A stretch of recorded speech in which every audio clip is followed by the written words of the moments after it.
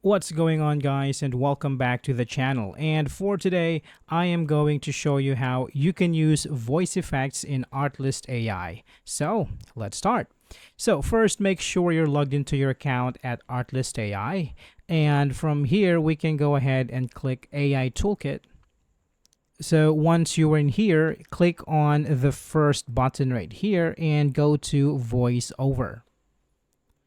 Now, once you're here, you can type your text here, or if you have a pre-written document, you can copy that and paste it here, and essentially it is going to do a voiceover. So you can select what voice you want to use for this one. And if you look at the last button right here, let's click this one. So you can select the language, you can select the accent, and also you can select stability. And right on the very bottom, we can see that you can actually use effects.